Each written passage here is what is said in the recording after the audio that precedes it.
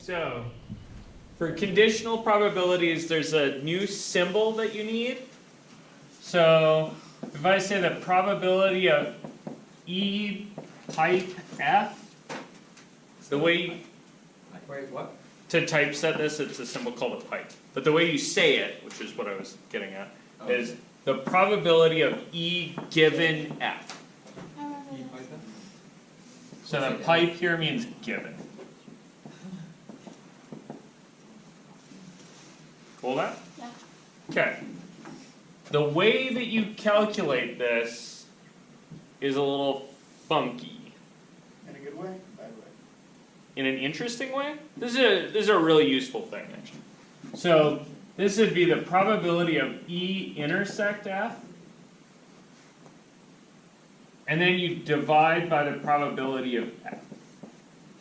So the reasoning behind that is that here you have a Venn diagram of the world, right? Which world? Okay, so here's your world, right? The sample space. That's kind of a drawing of the whole sample space. And then in there you have two events that you care about, E and F. So here's an event E, here's an event F. So this thing, E given F, well that means F happened, right?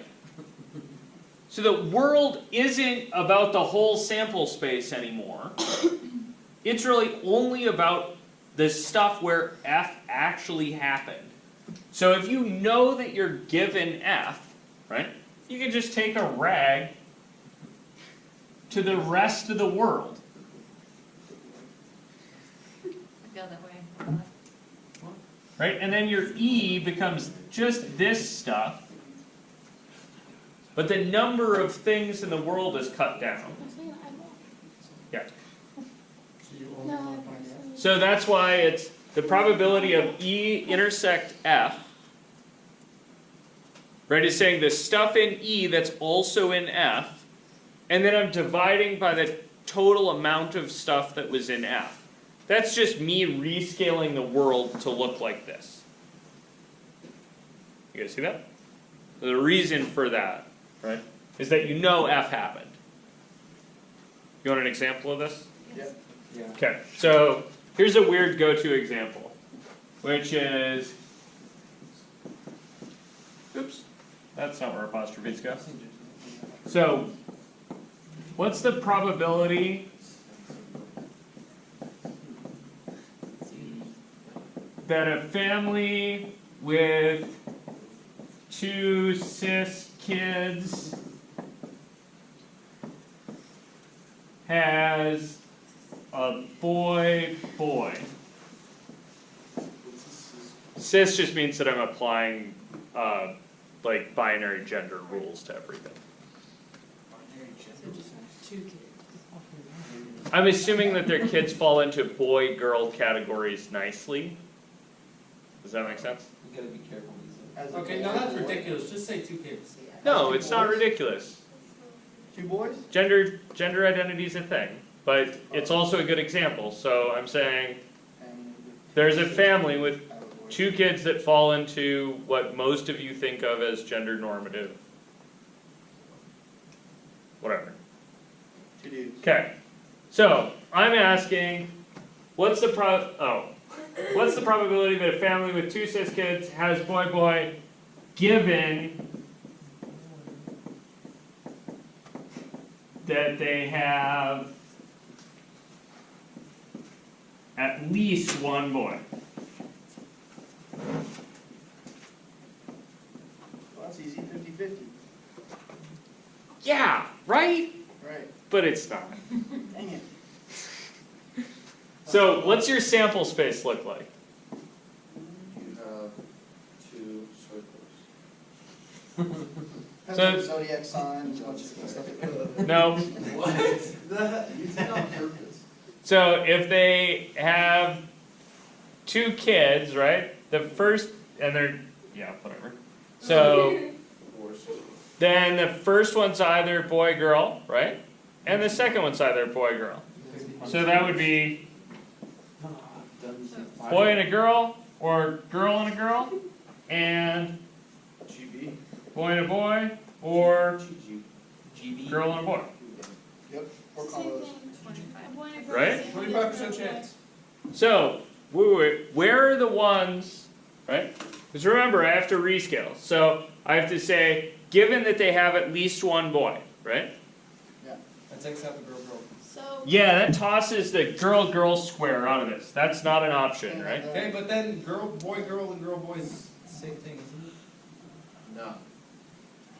But yeah. That's like, You either have one that's side like or three and three. Roll it. I think like it's rolling like a whichever three came and first. 50%. So this is now your universe, right? These three things? Yeah. Each Yeah, of these have 1/3 Well, if probability, they right? had one boy, that means the first one has to be a boy, right?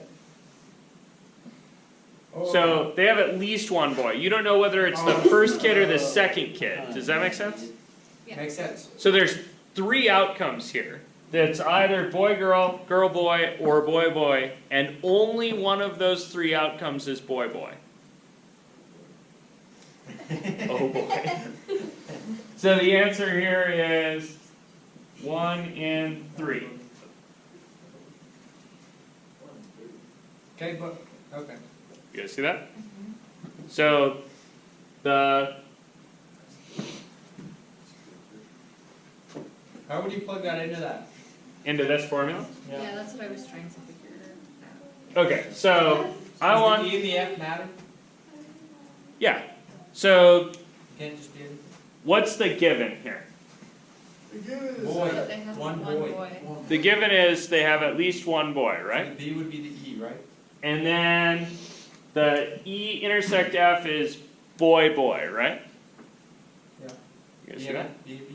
Okay, so out of my, let's start back here. So this is my whole sample space, right? Yeah. And I need to carefully write down E and F. So E is the event, And is, right? That's the thing I'm looking for. So that's, I'm looking for the probability that a family with 2 cis kids has boy boy, right? yeah. So that's the event of boy boy.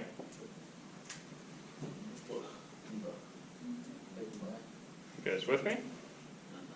Okay? And F is the event. So what are the at least one boy events? So there are 3 of those events, right? But what are they? Boy, girl, boy, boy, girl, boy. Yeah, they're these ones. The boy, girl, boy, boy, or girl, boy. Right, 90.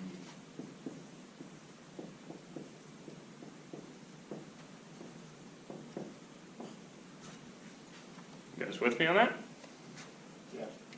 Okay, so if I'm going to fit that into the probability of E intersect F divided by the probability of F, I need to think of, okay, what's the probability of E intersect F? So what's E intersect F? 1/3. I wrote this down poorly. What's the event E intersect F? What does it consist of? One boy, you have 2 boys. Yeah, the only event that's in common between these 2 things is boy boy. Right, You guys see that? Yeah. right.